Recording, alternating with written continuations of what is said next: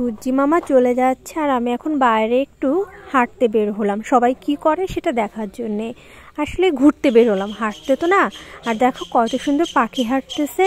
আসলে গ্রামে আসলে কিভাবে সময় চলে যায় নিজেও বুঝি না। আর এখানকার পরিবেশ এত সুন্দর, আমার মনে হয় এইরকম পরিবেশে আমি যদি সব সময় থাকতে পারতাম। আর এখন দেখো ওরা খেলা শুরু করে দিয়েছে। এখানে কিন্তু অনেকেই আসে খেলার জন্যে, মানে সব ছোট বাচ্চারা। আর ওরা অনেক মজা করে খেলে, ছোট হিসাবে কিন্তু অনেক ভালো খেলতেছে, তাই না? তো এই খেলাগুলো কিন্তু আমিও এক সময় খেলতাম, তবে সেটা এসএসসি পরীক্ষার আগে।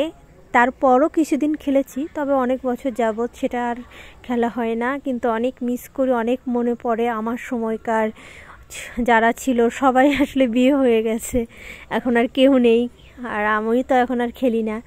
যাই হোক, ওরা অনেক সুন্দর খেলতেছে। তো চলো আমরা এদিকে গিয়ে এখন আমি আমার শাশুড়ির উস্তা গাছে উস্তা দেখাই। আমি এতটাই কানি, মানে কানি বলবো না তাহলে কি বলবো বলো তো।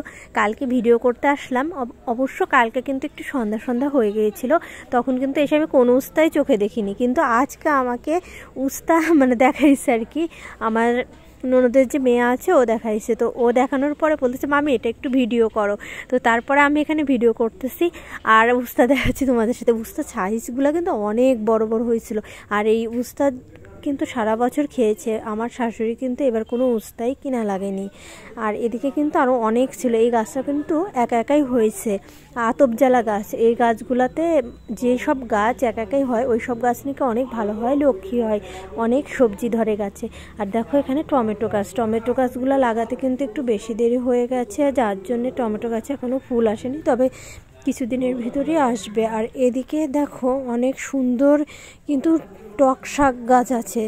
আর এই শাকগুলা কিন্তু আমাদের সবজি বাজারে মানে বাজারে কিনতে গেলে অনেক দাম নেয়।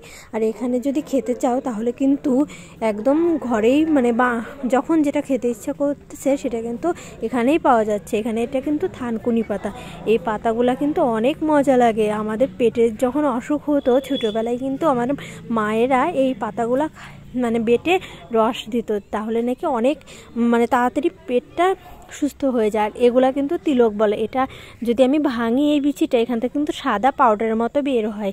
এই ফুলটা কিন্তু 2 কালারের, আর এর আগের ফুলটা কিন্তু 1 কালারের।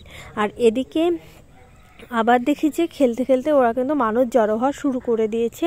এখন কিন্তু 2জন ছিল, এখন 3জন চলে এসেছে। আর আমার শাশুড়ি ডাকতেছিল, কারণ শাশুড়ি আমার জন্য পিঠা বানাচ্ছিল। আমার যেহেতু চিতই পিঠাটা খুবই মজা লাগে, আর এটা রসে ভিজাবে আজকে। আর এই পিঠাটা আজকে আমি খাবো, আর তোমাদের সাথে ভিডিওটা কিন্তু পরবর্তীতে শেয়ার করব।